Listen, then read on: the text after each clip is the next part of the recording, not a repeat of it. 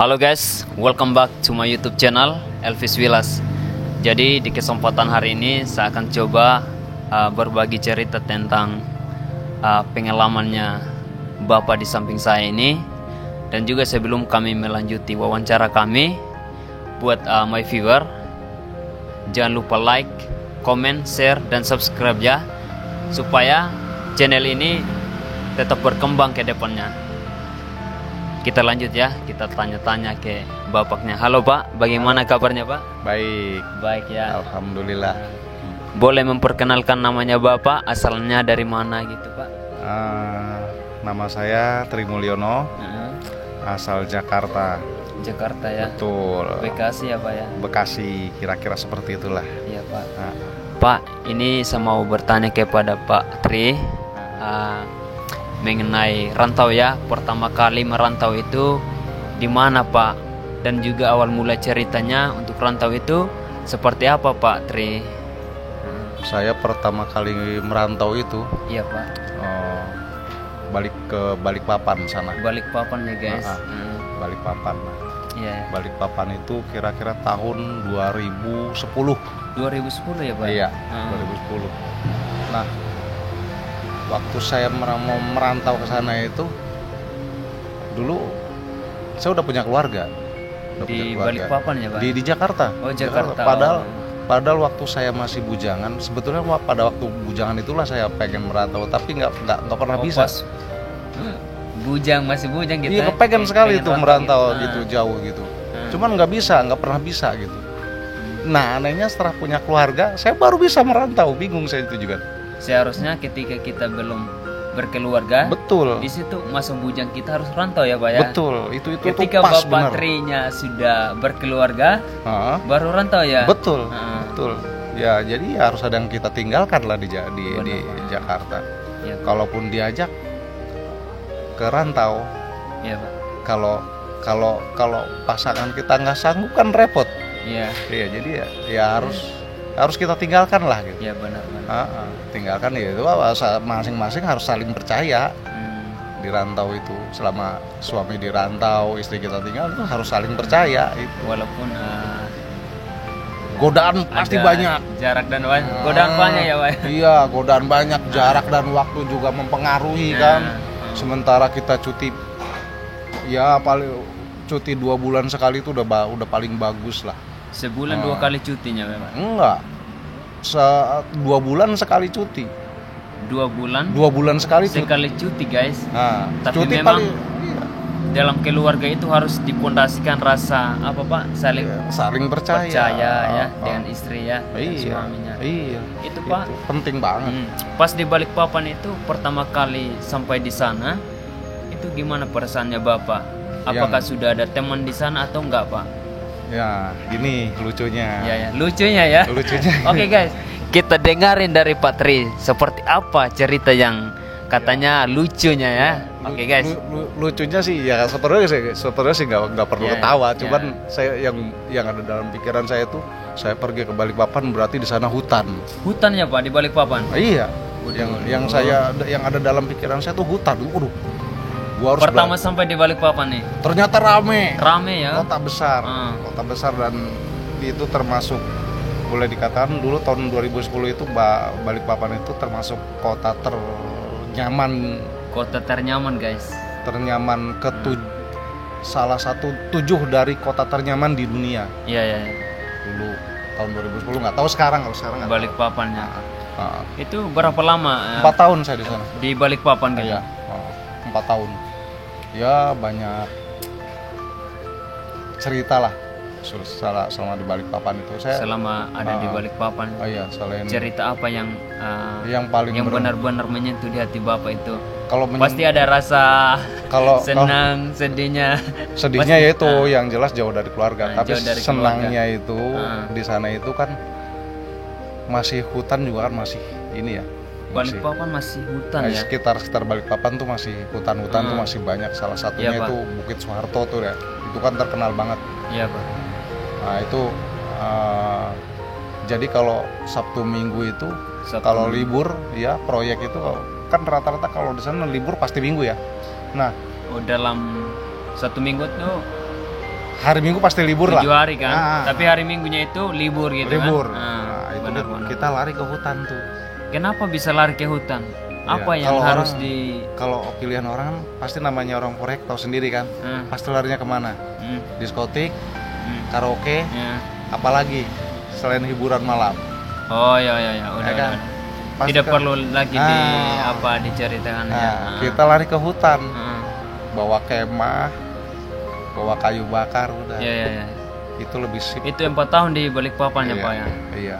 Itu Pak, apakah Bapak memiliki perasaan yang membuat Bapak itu ya boleh dikatakan ingin cepat pulang gitu Pak, ketika Bapak ada di Balikpapannya itu Pak? Ya iyalah, itu udah pasti. Cuman karena apa, kalau perasaan apa yang membuat Bapak itu pengen cepat pulang kampung pas di Balikpapan gitu? Ya kalau kangen sama anak, sama keluarga, sama kangen anak, kangen istri keluarga gitu kan, itu udah. Apalagi kalau ngeliat anak, ya ingat anak gitu kan, ya itu udah nggak bisa, nggak ada ceritanya itu. Nggak ada cerita. Kangennya luar biasa udah. Rasanya pengen kabur gitu kan. Cuman kan ya tahu sendiri Balikpapan Jakarta itu kan tiketnya lumayan mahal, apalagi itu sekarang nih. Dari Jakarta menuju ke Balikpapan berapa itu Pak? Sampai Balikpapan. Kalau perjalanan tuh sekitar 2,5 jam. 2,5 perjalanan jam udara ya, lewat udara tuh 2,5 jam. Iya Pak. Terus kalau tiket waktu itu masih sekitar antara 1,2 gitu ya. Paling tinggi 1,3 lah. Tapi sekarang ke Batam aja udah mahal. Iya Pak. Murahan ke Singapura lu. Luar biasa ya teman-teman. Ketika kita sudah dengar tadi cerita dari Pak Tri, ketika dia rantau pas sesudah berkeluarga ya. Tapi seharusnya dia berkata kita merantau di saat kita bujangan ya. Itu merasain deh. Beda rasanya ketika masih bujangan. Jadi ada pertanyaan yang membuat saya juga bertanya lagi kepada Pak Tri ini. Apa tuh? Apa perbedaannya Pak di saat kita merantau setelah kita berkeluarga dan sebelum kita berkeluarga? Ya kalau belum berkeluarga kan apa sih yang dikangenin? Pacar ya. Kamu kan bisa cari pacar lagi.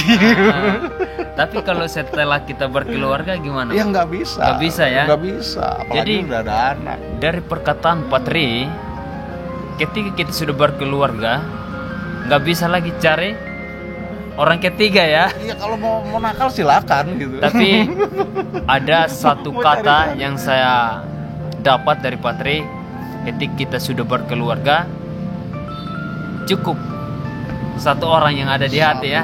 Satu orang di hati. Tidak perlu nambah lagi. Repot nanti. Biayanya mahal. Mahal ya teman-teman. Di situ kita juga sebagai generasi muda sebelum kita berkeluarga, kita harus pikir-pikir matang gitu ya Pak Tri ya. Betul. Pak, ini gimana itu Pak ceritanya Bapak setelah ini berkeluarga, ketika Bapak sudah merantau di Balikpapan, apakah itu itu setelah berkeluarga ya ke Balikpapan. Pas pulang dari Balikpapan itu pulang kampung ya Bapak? Kalau tinggal saya kan di Jakarta, keluarga juga di Jakarta. Jadi saya pulang ke Jakarta. Di Jakarta pun saya nggak lama. Udah lama ya di Jakarta? Nggak lama di Jakarta. Terbang lagi saya ke Palembang. Iya, rantau lagi? Iya, tugas lagi dari kantor ke Palembang. 2 tahun di Palembang. 2 tahunnya di Palembang. 4 tahunnya di Balikpapan. Jadi udah 6 tahun lah di rantau. Itu di Balikpapan kerjanya apa Pak? Balikpapan? Ya sama di konstruksi, di proyek. Konstruksi ya. Di proyek. Kalau Palembang? Palembang sama ya? Sama bangun hotel kayak seperti Grand Mercure gini lah. Sama di hotel. Karena saya dari lulus kerja sampai hari ini kerja nggak pernah nggak di proyek, selalu di proyek. Masa mudanya Bapak ya? Iya, jadi masa muda saya termasuk habis di proyek, boleh dibilang. Tapi luar biasa perjuangan Bapak Tri juga sampai saat ini masih kuat ya Bapak ya? Sebetulnya saya udah pengen ngaso, Hah? Sebetulnya mau udah pengen ngaso gitu. Tapi perjuangan Bapak Tri juga ini ketika rantau gitu kan pasti ada maksud dan tujuannya. Iya. Itu apakah ada anak yang kuliah, yang sekolah gitu Pak? Atau gimana Pak? Yang jelas anak masih sekolah. Masih sekolah ya anak-anaknya ya? Anak sekolah kan butuh biaya tuh kalau anak sekolah.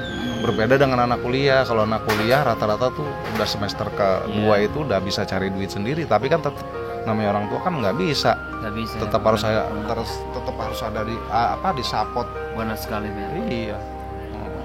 Nggak bisa kita lepas begitu aja. Benar sekali apa yang dikatakan Pak Tri ya teman-teman. Pak, sekarang kan kebanyakan anak-anak muda di atas 75% masih ada yang nggak berani untuk rantau. Tapi bagaimana agar anak-anak muda sekarang Pak bisa membuat pikiran mereka itu berani rantau untuk mandiri itu Pak, bisa mengeluarkan kata-kata yang lebih konkret gitu Pak, supaya anak-anak muda juga harus bisa seperti Pak Tri untuk merantau. Kan kalau justru sebenarnya kesempatan anak muda tuh sekarang apa? Media sosial kan. Media sosial ya benar sekali. Pengaruhnya luar biasa. Anak-anak sekarang tuh sebetulnya dia pengen tahu dunia luar. Dunia luar ya. Iya, dia pengen tahu dunia luar ya. Kamu mumpung masih muda, ada kesempatan ambil. Kalau misalkan kita luar biasa guys. Sekarang kalau misalkan kamu sengaja datang ke Bali, misalkan datang ke Bali dengan biaya sendiri, berapa biaya hidup di sana? Berapa kos di sana? Tapi ketika kamu direkrut sama satu perusahaan, bekerja dalam satu perusahaan, di perusahaan kamu masih bujang, kamu ditawarin berangkat. Jadi intinya ketika kita masih ada kesempatan di masa muda, kita harus isi itu ya Pak ya. Harus pergunakan masa mudamu. Supaya tidak ada penyesalan di masa tua ya Pak ya. Itu. Dan ingat loh, semakin kita sering ya mumpung masih bujang misalkan, kita berani ambil keputusan itu misalkan merantau. Berani ambil keputusan. Satu ya, poin yang pertama nih. Iya. Itu rezeki akan terbuka. Benar sekali Pak. Jaringan pertemanan makin luas. Ketika kita merantau Pak, kita juga harus perluaskan pergaulan jaringan gitu ya Pak ya. Iya, karena itu kan akan jadi bekal kita nantinya. Iya Pak. Iya, bekal kita nantinya. Siapapun orang yang kita kenal jangan pandang dulu dia itu preman atau bukan, dia orang kaya atau enggak, ya gaul aja. Kita gaul. Kan juga dalam pergaulan itu ada sisi positif sama negatifnya. Mana yang positifnya kita ambil, yang negatifnya kita buang gitu kan. Nanti akan terkesannya ketika kita kembali ke kampung. Weh, gue punya temen di sono loh. Pas kita rantau kan pasti kita kenang kembali kan. Gitu kan. Benar kan? Iya. Saya kalau mau saya hitung teman saya dari mulai Balikpapan sampai ke Jambi sana, mungkin teman saya udah sekitar ratusan. Ratusan ya? Iya. Karena saya bergaul pertama nggak pilih-pilih. Cara bergaulnya Pak Tri ini teman-teman ndak pilih bulu. Iya. Ya. Siapa saja tetap. Iya. Respect gitu orangnya. Iya. Ya cuek-cuek aja, modelnya cuek-cuek aja, sok-sok kenal. Lama-lama juga orang mau kenal kok sama kita. Iya Pak. Gitu. Yang penting kan kita bisa memposisikan diri gitu. Memposisikan diri mana yang baik dan mana yang tidak baik. Iya. Dan ingat namanya apa sih namanya? Kalau ini daerah itu istilahnya adat dari masing-masing satu tempat itu harus kita hormatin. Iya benar sekali Pak. Itu penting banget. Yang namanya kalau kita sudah hormatin adat suatu tempat, satu daerah, jangankan orang muda seperti kamu, orang tua pun nganggap kita saudara. Luar biasa ya. Perjuangannya Pak Tri juga yang ketika rantau benar-benar sangat terinspirasi ya teman-teman. Kita sebagai anak muda ini, kenapa sih kita nggak bisa merantau selagi kita masih muda? Teman-teman sudah dengar tadi apa yang Pak Tri sudah sampaikan buat teman-teman. Pergunakan masa mudamu supaya tidak ada penyesalan di masa tua ya Pak ya. Iya, nanti nyesal tua. Kalau masa tua kalau nggak bisa kemana-mana tuh nyesal nantinya. Iya. Paling tidak kalau kita seumur kamu lah udah merantau kemana-mana, jadi ada cerita nanti. Iya. Kan semangatnya masih on fire ya Pak. Iya. Kalau usia kita kan sudah mendekati tua-tua kan pasti on fire-nya akan menurun kan? Menurun. Kalau udah dia di usia 40 tuh udah pasti mulai drop itu. Drop 45 ke atas tuh udah mulai drop. Sudah enggak Iya. on fire lagi. Iya, saya ngerasain di sini kok. Ngerasain di sini, wah, ternyata saya udah nggak. Kalau boleh tahu umurnya Bapak sekarang udah berapa Pak? 50. 50. Iya. Tapi masih kekuatannya, semangat on fire-nya masih ada ya Pak? Kalau semangat harus lah. Umur boleh tua, tapi semangat harus muda.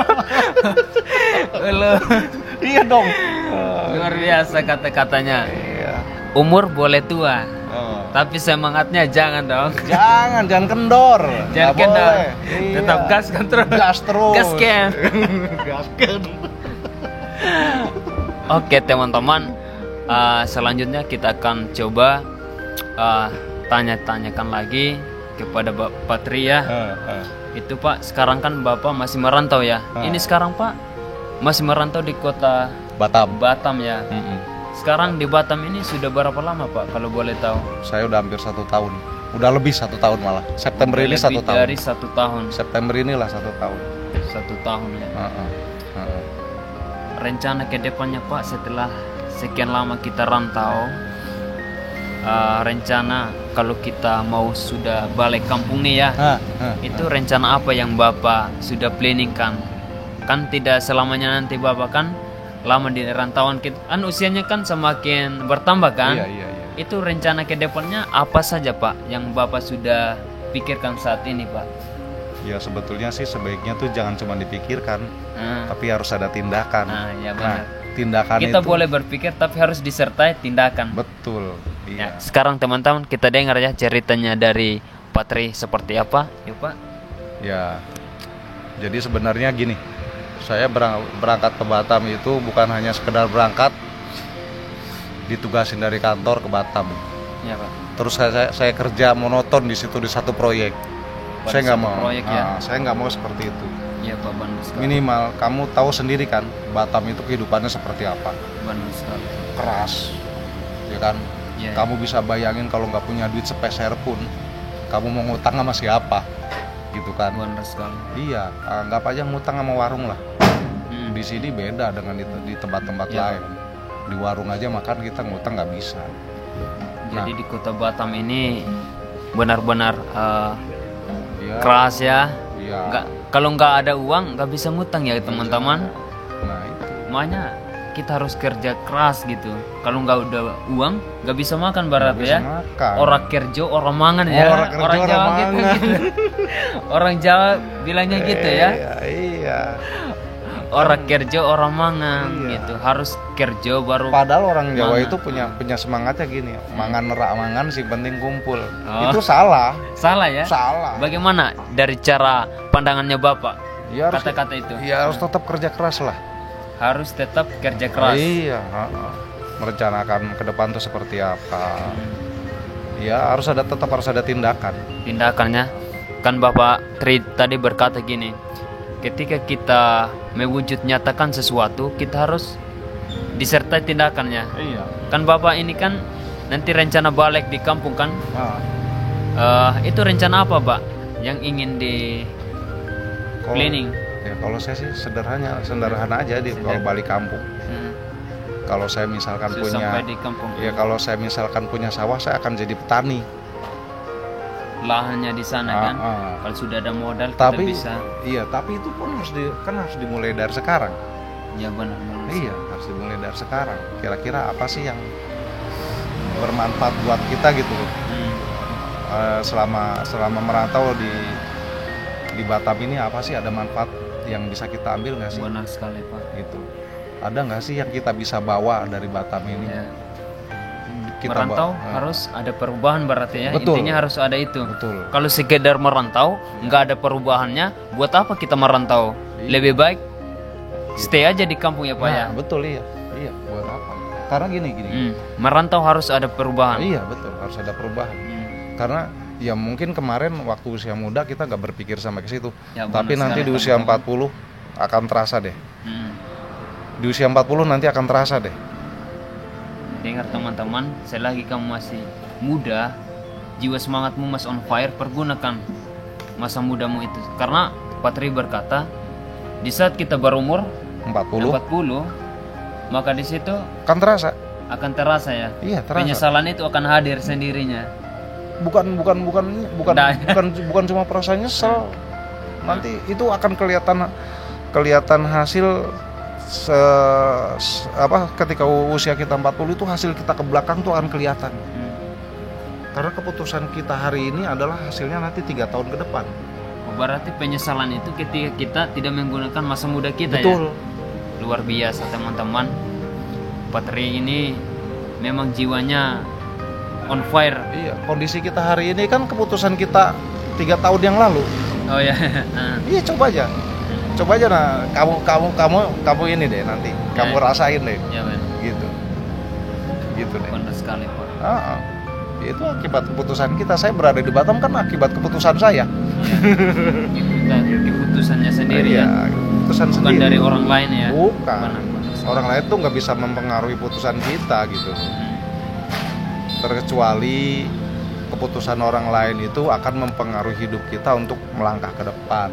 Melangkah ke depan bukan mundur ke belakang. Bukan mundur ke belakang. Berarti melangkah ke depan untuk menggapai asal perubahan kan? Iya. Jangan malah mundur di belakang. Jangan mundur. Harus maju terus ke depan. Iya. Ya kira-kira seperti itu. Oke teman-teman, kita sudah dengar tadi cerita dari Pak Tri ketika ia merantau. Di situ begitu banyak pengalaman yang ia alami ketika merantau. Dan juga marilah kita jangan jadikan cerita dari Pak Tri ini sia-sia gitu. Mari kita contoh dan nyatakan cerita dari pengalaman dari Pak Tri buat kita sebagai generasi muda. Oke teman-teman, sebelum kita closing Pak, mungkin ada 1-2 kata yang Pak Tri ingin sampaikan buat anak-anak muda gitu. Mungkin dari kata-kata yang ada motivasinya, inspirasinya gitu Pak. Ya, supaya anak muda ini bisa kerja keras untuk rantau, beranikan diri untuk rantau, jangan kita hanya stay di kampung aja gitu Pak. Iya. Ya sebenarnya sederhana aja sih, bisa diceritakan Pak ya. Ya kalau ada dalam satu surat di Al-Quran itu dibilang di dalam kitab agama Islam itu disebut, Islam ya. Disebut itu pergunakan masa mudamu sebelum masa tuamu. Iya Pak. Ya kan? Pergunakan masa kayamu sebelum miskinmu. Manfaatkan waktu sehatmu sebelum sakitmu. Nah, itu sederhana gitu. Benar sekali. Iya, itu sedikit aja kayak gitu. Itu aja, 3 itu aja jadi kunci. Kamu bakal sukses deh. Ketika kita pegang 3 poin ini ya. Apa tadi Pak? Masa mudamu sebelum masa tuamu. Masa sehatmu sebelum sakitmu. Masa kayamu sebelum miskinmu. Luar biasa. Iya, itu kata-kata yang benar-benar kritis ya. Iya, banyak inspirasinya lah dari situ. Oke Pak. Tinggal diterjemahin masing-masing. Ya, karena setiap pandangan orang itu beda-beda ya Pak ya. Sudah pasti. Oke teman-teman, luar biasa. Dan saya juga sangat bersyukur bisa sharing-sharing dan Bapak Tri di kesempatan pada malam hari ini. Dan di sini kami bisa berbagi cerita dan di sini kan pergaulan kita akan meluas ya Pak ya. Betul. Contohnya Bapak dari Jakarta, saya dari Nusa Tenggara Timur. NTT Pulau Sumba. Timur kesana lagi Indonesia ya. Iya Pak. Dan juga Pak, kenapa kita harus perluaskan pergaulan ini? Contohnya ke depannya saja nih Pak. Contohnya kalau saya mau ke Jakarta, bisa aja ya teman-teman saya hubungi Pak Tri ini. Bisa banget. Halo Pak Tri, bagaimana di sana? Lowon pekerjaannya apakah ada buat saya atau enggak? Kan feedbacknya gitu kan. Betul. Sebaliknya juga dan Bapak Tri. Betul. Kalau mau ke NTT ya harus call me lah. Itu impian saya. Impiannya ya. Impian saya gitu loh. Semoga- Pengen ke sana gitu. Nah, Iya. semoga juga Bapak nanti bisa ke NTT gitu Iya. kan. Dan saya juga semoga ke Jakarta Jakarta. Kalau ke Jakarta kamu pasti bisa. Tapi kalau saya ke NTT Nah. nih masih tanda tanya. Mas, kenapa Bapak bisa mengatakan saya ini kamu pasti bisa untuk ke Jakarta? Bisa. Faktor Ah, usia. sesuatu apa yang Bapak lihat dari saya? Faktor usia. Faktor usia satu. Faktor umur, faktor umur itu udah bisa kelihatan. Nah, Dari faktor usia bisa. apakah Mas jiwa pemberani untuk rantau masih ada? Harus. Ada ya? Ada. Iya, Pak. Orang saya tahu persis karakter orang-orang NTT tuh saya tahu persis. Nah, Dari zaman kolonial tuh orang NTT tuh di Jakarta pun sudah ada komunitasnya. bagaimana pendapatnya Bapak mengenai orang NTT? Dari pandangannya Bapak, Patri. Ya kalau menurut saya sih ramah. Nah. Oke. Ramah. Pandangan Patri mengenai orang NTT. Kan tadi kan katanya orang NTT itu bekerja keras, berani untuk merantau. Kenapa Bapak bisa berkata seperti itu? Karena ya saya melihat aja sih. Mungkin kenapa. Pak ada teman mungkinnya masih mudanya aku tuh. Ada teman saya orang NTT. Ada teman Bisa saya. diceritakan. Aduh mudah-mudahan dia nonton nih. Namanya ya. Namanya siapa? Namanya Yanus Dangu. Yanus Dangu ya. Iya. Semoga Yanus Dangu ini Nonton. nonton. Halo bro. Oke Pak, bisa diceritakan Pak. Ya dia tuh Ketika berteman dengan orang gitu, itu ya gitu ramah. Bahasanya lepas. lepas ya. Ya lepas, ramah. Mau bergaul dengan siapapun oke. Gitu. Terus juga jiwa pemimpinnya tuh ada. Ada ya Pak. Pemimpinan tuh ada. Orang yang NTT. Saya bergaul dengan beliau lama, hampir 3 tahun lah Di mana Pak? di Jakarta. Kota Jakarta. Di Jakarta. Lalu bareng Pak. Iya, Pak. Sekarang udah nggak tahu entah di mana rimbanya, saya udah nggak pernah ketemu lagi. Pas di Jakarta itu satu tempat mungkin. Satu tempat, satu perusahaan, satu proyek. Satu proyek ya. Nah itulah dari sejak tahun berapa ya? Dari 2010 kan udah nggak pernah ketemu lagi sama dia. Dari 2010 tidak bertemu lagi dengan saudara Yanus Dangu ya. Ya, Itu pas kerjanya di Jakarta itu pada tahun berapa itu? Tahun berapa? 2000 berapa ya? 2009 apa ya? 2000 dari 2009 iya 2009 dari 2009 2008 2007 2007 ya. selalu bareng sama dia. Selalu bareng dengan Bang Yanus. Dengan Bang Yanus selalu bareng. Cuma yang entah sekarang di mana dia saya nggak tahu. Dan Mungkin masih di Jakarta sih kayaknya. Kayaknya. Tapi belum pasti ya. Iya. Pasti kalau di Jakarta udah pasti. Udah pasti. Cuman Jakartanya di mana sekarang saya udah nggak pernah ketemu lagi tuh. Pernah sih kontak. Pernah konteks dengan Bang Yanus. Pernah kontak dengan beliau. Ya sesekali aja ya terus hilang kontak lagi gitu. Dengan Bang Yanus. Hilang kontak lagi. Oke Pak, ini yang saya mau ingin tanyakan lagi Pak ya. Pas Bapak juga masih seumuran remaja gitu kan Pak. Ini aku mau bertanya di masa mudanya Bapak ketika masa remajanya ya. Itu gimana Pak? Ketika Bapak bergaul dengan anak-anak muda di lingkungan Bapak, apakah Bapak terpengaruh gitu atau gimana Pak dalam segi pergaulannya Bapak gitu pas masa remajanya itu, supaya kita kan sharing-sharing ya Pak ya. Kalau bergaul sih sebenarnya normal-normal aja. Pas remaja tuh ya. Iya, normal-normal nongkrong sana nongkrong sini, gitaran sana gitaran sini, ada cewek lewat godain gitu kan. Oh, pas remajanya itu. Iya normal-normal aja. Kadang-kadang ya dulu namanya masih Nakal pasti nakalnya itu iya pasti ya. iya pernah ngalamin berantem Tidak ada sama semua orang itu enggak yang ngalamin yang nakal-nakal ya. iya Pasti berantem. bukan anak laki lah kalau nggak nakal gitu. Iya Kadang juga lingkungan ini bisa mempengaruhi ya Pak ya. ya itu ya gitulah. Masa remaja adalah masa kenakalan ya. Masa iya udah umum lah tapi Tidak umum universal. oh,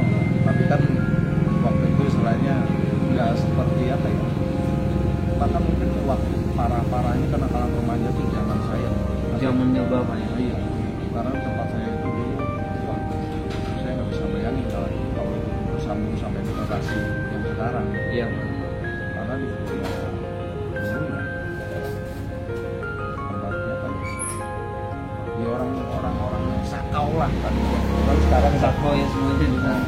cuman ya sekarang udah bersih kan bagusnya generasi sekarang tuh nggak terpengaruh banget, udah habis lah Ketika masa remaja kita adalah masa kenakalan kita, tapi di saat kita mulai beranjak dewasa seperti saya, pasti juga rasa penyesalan itu ada ya Pak ya. Iyalah. Ketika kita sudah beranjak dewasa, di situ pemikiran kita juga akan berpengaruh kan. Iya. Pasti kita berpikirannya ke hal-hal yang positif gitu kan Pak ya.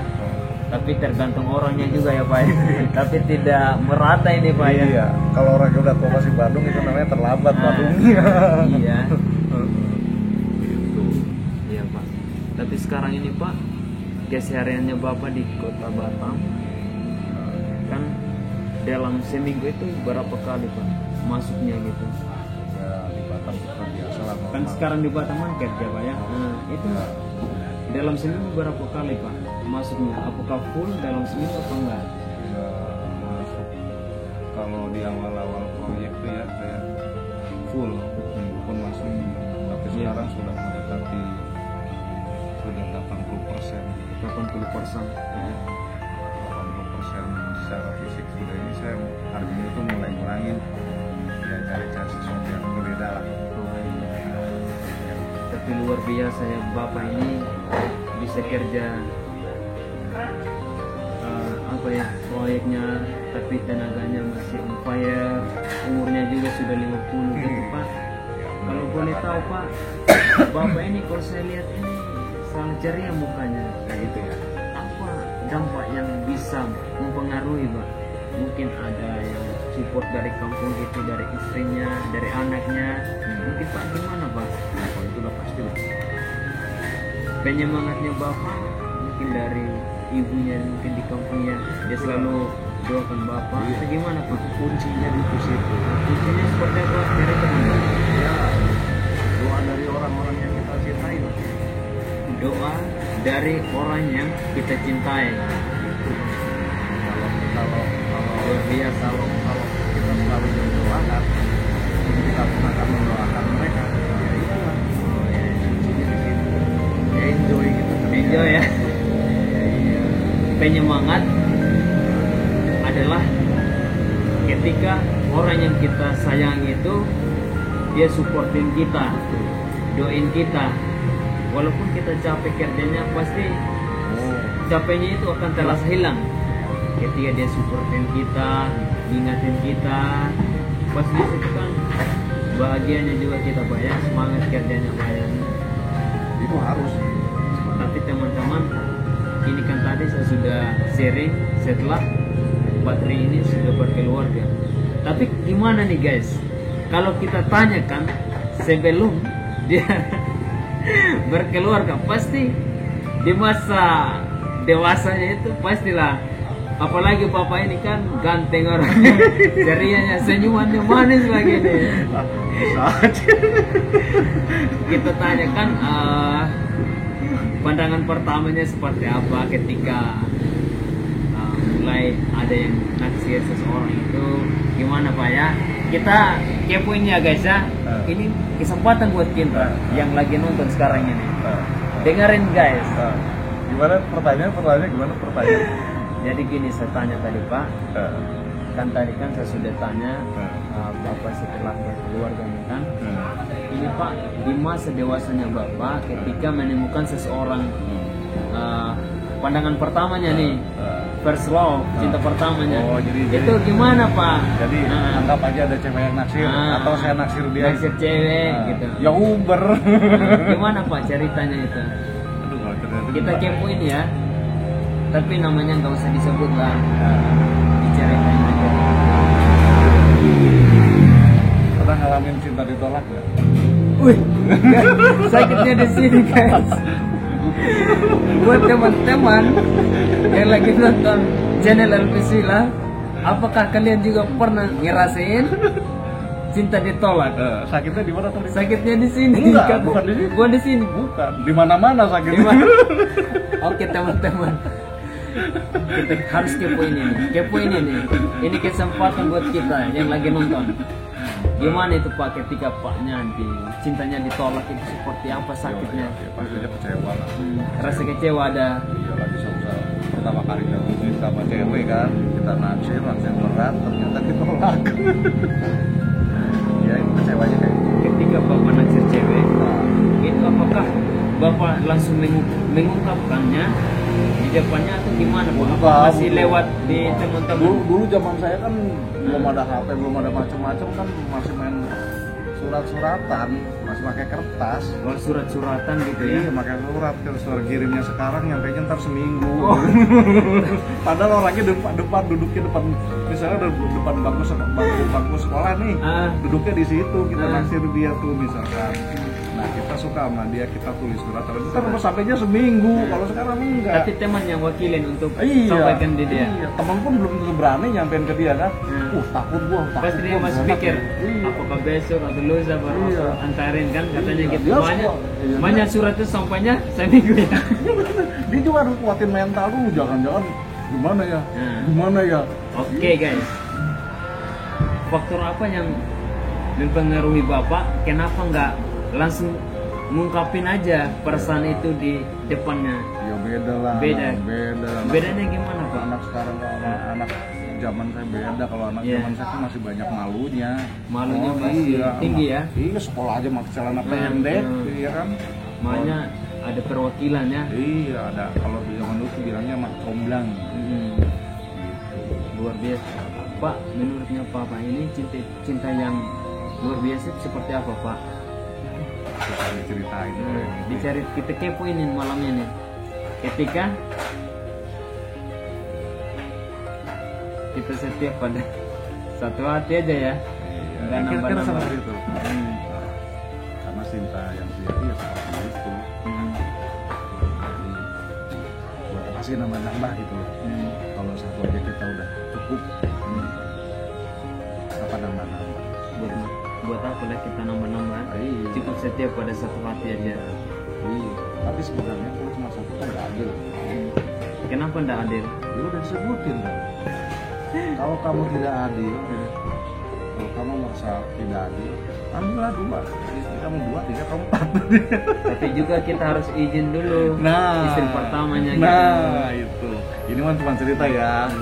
Jangan dia diambilin contoh nih. Oke guys, jadi sekarang kita tanyakan kepada Bang Putri, selama berada di Kota Batam, tempat-tempat mana aja yang sudah pernah dikunjungi Bang? Pak? Mana aja ya? Saya pertama kali ke Batam itu yang ada dalam pikiran saya itu Barelang. Kata orang jangan pergi ke Batam sebelum Barelang. Nggak pernah ngaku ke Batam. Jangan ngaku pernah ke Batam, tapi belum pernah ke Barelang. Tapi kalau belum pernah ke Barelang. Kenapa Batam itu turismenya sangat terkenal jembatan Barelang? Iya emang ikonnya sama. Ikon itu jembatan Barelang kan. Karena ikonnya guys Barelang. Jadi di situ kalau menurut yang saya tahu ya, jembatan Barelang itu kan Barelang ya guys. Jembatan Barelang itu kan dia menghubungkan antar pulau-pulau sekitar Batam kan. Yang tadinya terpisah sekarang jadi satu gitu kan. Nah itu orang mengenal jembatan Barelang itu dulu namanya jembatan Habibie. Jembatan Habibie. Bukan jembatan Barelang. Bukan. Awalnya tuh jembatan Habibie karena yang membangun itu B.J. Habibie dulu. Jadi dikenalnya dulu tuh jembatan Habibie, tapi karena di daerahnya Barelang jadi akhirnya sekarang namanya lebih keren, lebih terkenal Barelang. Ikonnya Barelang. Ya kalau kita ke sana itu yang kita kagumin itu bukan hanya sekedar view-nya sekitar Barelang, tapi teknologi bangun jembatannya itu. Iya, teknologi bangun jembatannya itu kan kalau kalau kita perhatiin sampai ke view-nya gitu kan, kok bisa ya, ternyata orang Indonesia ternyata udah mampu sebenarnya bikin jembatan kayak begitu. Cuman Oke Pak Tri, itu pertama kali ke Barelang ya. Itu siapa yang ngajakin? Apa dari diri sendiri apa dari teman? pertama dari saya, karena memang saya pengen tahu. Dari diri sendiri ya. Pengen tahu gitu. Akhirnya teman saya ajak, siapa nih kira-kira yang bisa nganterin saya ke Barelang. Berarti rasa ingin tahunya itu tinggi sekali Iya. nih Pak Tri ini. Bukan main-main juga guys. Ya kita namanya di kampung orang kan kita harus tahu semuanya. Ya, ya, ya. Pas sampai nih di jembatan Barelang itu Rugi loh. situasinya gimana Pak Tri? Ya, situasinya Visitornya gimana itu? Apakah begitu ramai apa? rame ya. Rame ya? Rame. Terutama kalau hari Minggu itu, Minggu pagi itu Minggu pagi ya? Minggu pagi itu ini komunitas sepeda tuh terutama Iya, banyak. iya. Sore menjelang sore juga sama. Kalau siang, Apalagi malamnya di sana. oh malam Rame ya? lebih rame lagi karena di sana ada banyak kuliner juga. Kulinernya gitu. Kuliner makanan laut lah, cocok kalau saya bilang sih. Seafoodnya gitu ya. Seafoodnya tuh cocok lah. Ya. Ada lagi nih yang apa? Yang Kita yang jadi- dengerin ya guys ya cerita dari Pak Tri ini. yang jadi makanan ikonnya Batam tuh ada Batam. makanan kulinernya yang jadi ikon tuh teh O sama teh obeng. TOB ya. Iya. Kota Batam. Udah jangan pernah ngaku ke Batam kalau belum pernah ngerasain teh O sama Teh teh obeng. obeng. Iya. Kota Batam. Nah, terus di sana juga ada namanya kulinernya tuh seafoodnya kerang tumpah. Kerang tumpah. Kalau udah ngerasain kerang tumpah lah, saya aja ketagihan gitu. Mantep itu rasanya. Ya, tadi kan Pak Trinya sudah pernah ke Barelang. Selama di Batam ini berapa tempat yang Bapak sudah kunjungi? Nongsa, Nongsa, Pantai Nongsa, Pantai Tanjung Pinggir, Tanjung Pinggir, nyebrang ke sana ke Supang terus nyebrang ke Tanjung Balai, Karimun. Pulau Putri itu kan di Kota Batam ini kan terkenal juga ya Pak. Mana itu? Tanjung Balai Karimun itu ya termasuk Pulau Putri. apa sih? Termasuk lumayan besar lah. Lumayan besar ya. Tanjung Balai Karimun tuh dan view-nya bagus, langsung ada ke laut. Ke lautnya ya. Iya, jadi jalan rayanya itu di pinggir laut persis. Pinggir laut. Dan di sana kebanyakan ya komunitas Melayunya lebih kental dibanding yang di Makanannya lebih ya.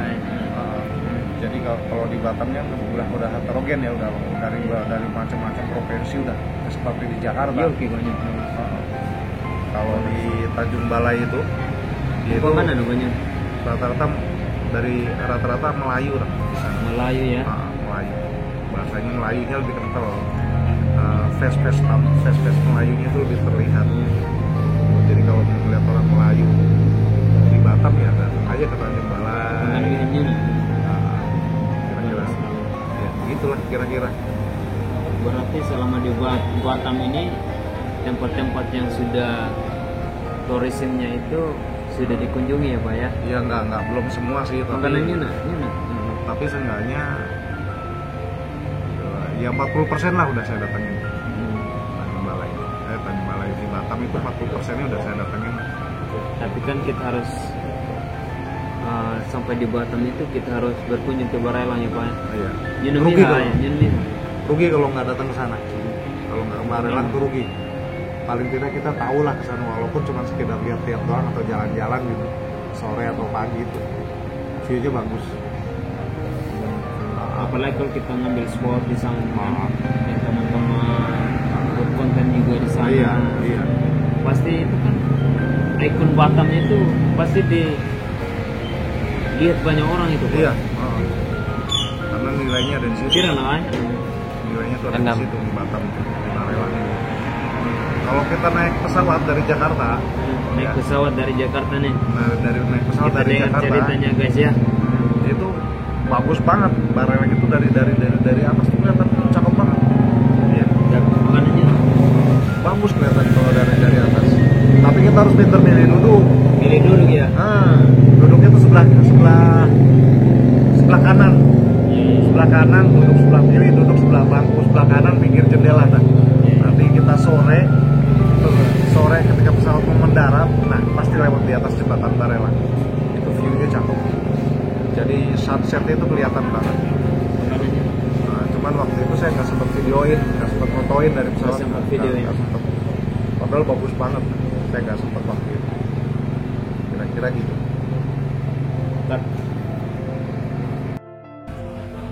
Kalau saya ngerasain nih,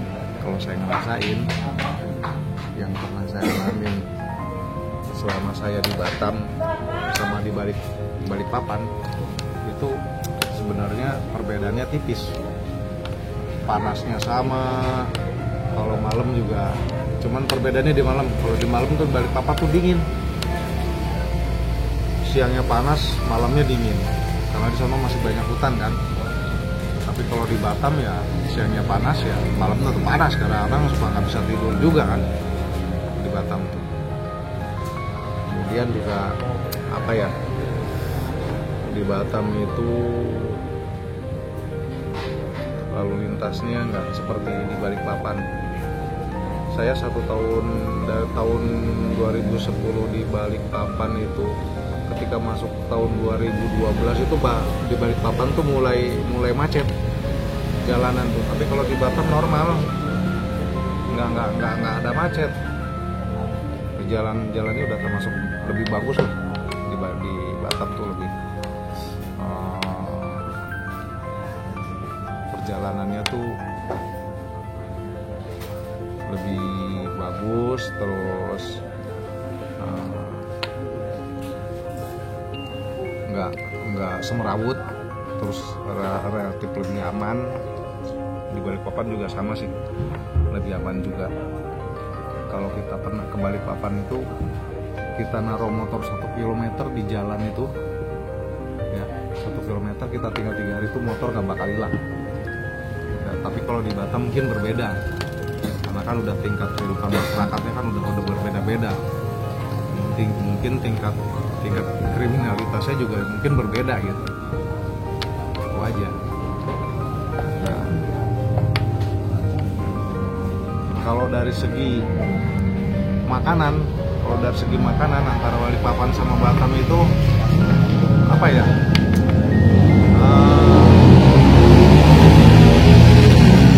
Di Batam itu lebih apa ya? Pecel lele itu termasuk makanan sehari-hari. Kalau di Balikpapan beda lagi, bukan pecel lele, tapi di sana tuh pecel apa ya? Kalau yang orang-orang biasa jajan tuh pecel sayur kayak gitu. Nah itu buat sarapan pagi tuh di sana di Balikpapan. Nah kalau di sini pecel lele, ayam penyet gitu kan. Nah di sini banyak. Ayam geprek juga udah mulai banyak.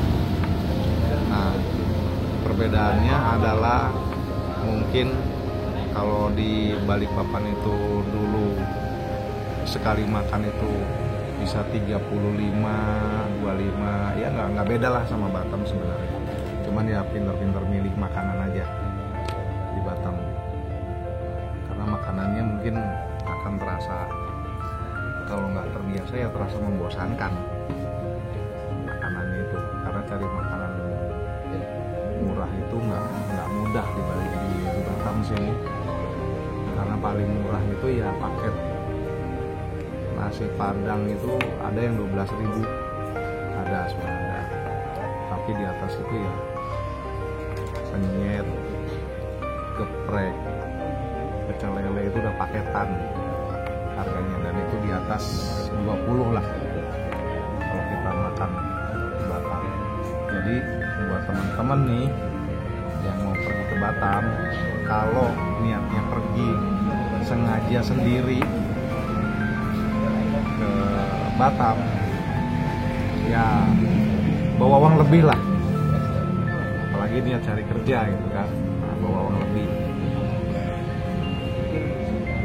Karena seperti di awal tadi udah pernah saya ceritain tadi, di Batam ini kalau kita nggak punya uang ya nggak bisa makan, karena di warung pun kita nggak bisa hutang.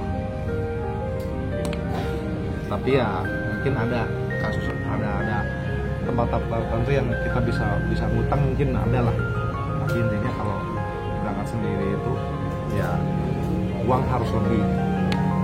Nah, terus di Batam juga kalau bisa sih, kalau niat cari kerja di Batam itu harus ada koneksi teman, saudara gitu kan, yang bisa buat tempat kita istirahat.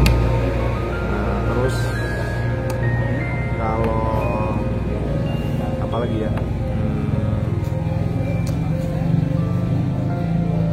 ya manfaatin lah kalau misalkan teman-teman itu dapat tugas dari kantor di tempat ini Batam manfaatin biar tahu Batam tuh kayak apa. Batam sekarang berbeda dengan Batam yang dulu. Kalau yang dulu itu lebih ramai lagi sebenarnya, sebelum zaman krisis itu lebih ramai lagi sebenarnya. Dan masih berlaku pembayaran dolar Singapura, sekarang sudah rupiah semua. Jadi kalau buat teman-teman juga misalkan ada temannya lagi nih, anggap aja kayak saya misalkan ke Batam. Terus tiba-tiba telepon nitip barang HP, barang elektronik.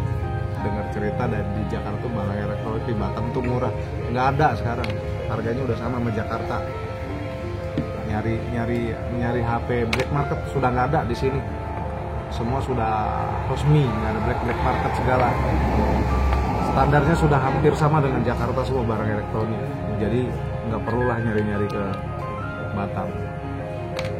Bahkan mungkin kalau kita bawa oleh-oleh dari Batam itu berupa barang elektronik, malah mungkin bakal kena pajak yang lumayan. Karena barang dari Batam itu nggak asal bisa dibawa aja keluar Batam gitu. Yang lain-lain lagi, nah hati-hati guys, cewek Batam cakep-cakep. Cewek Batam cakep-cakep loh gitu. Kalau naksir ya datang aja ke sini. Oke. Jangan lupa nih satu lagi nih, ada yang dekat tempat wisata dari Batam Center. Tempatnya murah meriah, bagus. Namanya Pantai Ocarina. Keren. Tuh, apalagi kalau kita sore lah jalan-jalan situ. Itu tempatnya bagus. Kalau kita beli kita masuk tuh dapat tiketnya lumayan, tapi dapat snack kita. Baru di sini nih saya ke main jalan-jalan ke pantai tuh beli tiket, bisa ditukerin sama snack. Tapi selama snack itu tersedia pasti dapat. Kalau sudah habis ya udah nasib kita lah. Nah, di sana tempat orang biasa main jet ski biasanya di Pantai Ocarina. Apalagi kalau pantainya lagi pasang itu bagus. Karena di pantai itu kalau kita ngelihat lebih luas lagi, itu kan pantainya menghadap ke Selat Malaka. Nah, disitulah kita bisa lihat kapal ukuran besarnya kayak apapun ada di sana. Rata-rata kapal dagang, kapal kargo lah. Itu menghadap kita dari situ juga bisa melihat Johor, Malaysia. Kalau kita nyebrang dikit ke Nongsa, itu kita bisa lihat Singapura. Bisa lihat Singapura dari kejauhan, apalagi kalau lagi cerah. Itu Singapura kelihatan bagus dari situ, terutama sore hari. Dari saya apa lagi ya?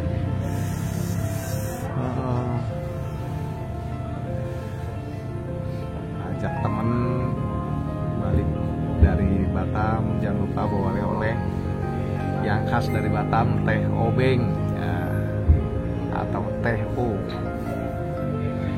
atau kopi o. Ada kopi obeng ya? Ada nggak kopi obeng? Ya, kopi obeng boleh lah. Ada lagi yang khas banget, kopi tanker. Wah, itu keren tuh kopinya, mantep. Kopi kejem kalau saya bilang. Rasanya terasa apa ya? Nendang lah kalau di tenggorokan, nendang kalau udah minum kopi tanker. Selain itu, apalagi di Batam yang menarik? Ada namanya satu tempat di Batam itu Nagoya. Coba jalan-jalan ke Nagoya. Di sana tuh tempatnya nggak pernah mati. Itu 24 jam itu Nagoya rame. Setelah kemarin corona dicabut, di Batam tuh mulai rame Nagoya.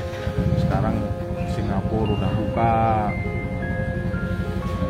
Malaysia juga udah buka. Nah ini Batam nih mulai banyak turis dari Singapura, dari Malaysia tuh udah mulai banyak masuk, udah mulai rame, mulai hidup kembali Batam. Mudah-mudahan kedepannya Batam juga tambah maju, tambah keren, tambah apa lagi ya, tambah hebat lah ya. Sekian dari saya, sedikit cerita, sedikit informasi, mudah-mudahan ada manfaat yang bisa diambil dari cerita saya. Sekian, selamat malam, selamat istirahat, semoga besok pagi bangun dalam kondisi sehat. Jadi ya buat teman-teman yang mau ke Batam, ingat nih, jangan lupa bawa bekal yang banyak buat persediaan. Terus tempat tinggal juga harus bisa memilih, karena di Batam tuh tidak termasuk tidak mudah untuk mencari tempat tinggal yang tepat. Jadi harus benar-benar bisa memilih. Tempat-tempat wisata di sini banyak, dari tempat wisata yang sifatnya kuliner, sifat wisatanya yang alam, sifat wisatanya yang apalagi ya, yang sifatnya hiburan malam juga ada lah. Tinggal kita tergantung mau pilih wisata yang mana.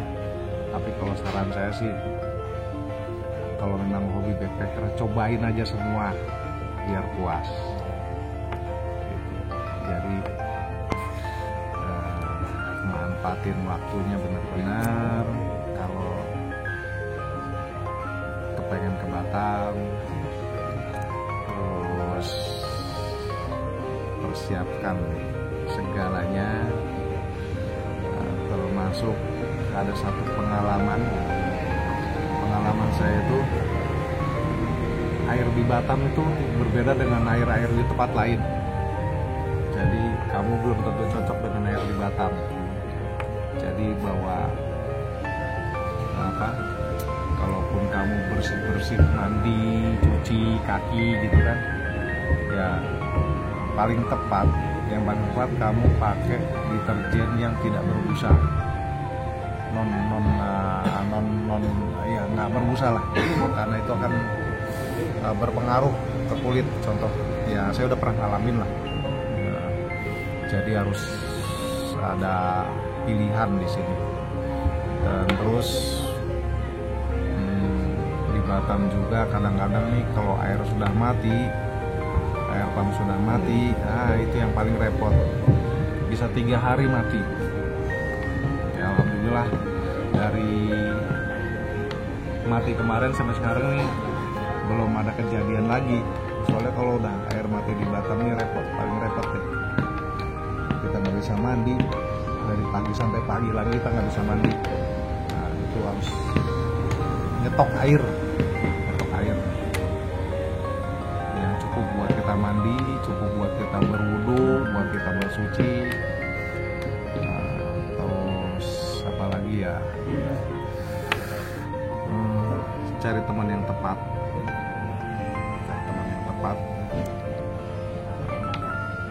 Kenapa cari teman yang tepat? Ya, karena bergaul di Batam ini tidak mudah. Semua ada angka-angkanya. Jadi dimana kita bergaul itu kita harus bisa menempatkan posisi kita. Kita ini siapa sih? Kita ini apa nih, gitu kan? Nah, ya hargai kearifan lokal juga, karena kalau kita menghargai kearifan lokal itu, otomatis orang juga akan menilai kita jadi orang yang baik. Jadi bergaul jangan pilih-pilih teman, bergaul dengan siapapun silahkan. Semakin banyak teman semakin banyak rezeki gitu.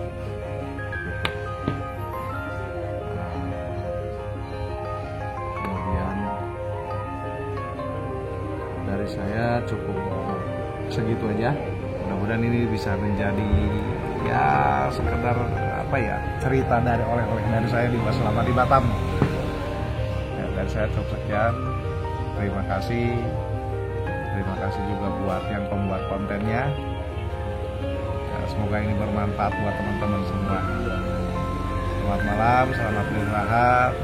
Semoga mimpi yang indah, besok bangun kembali segar.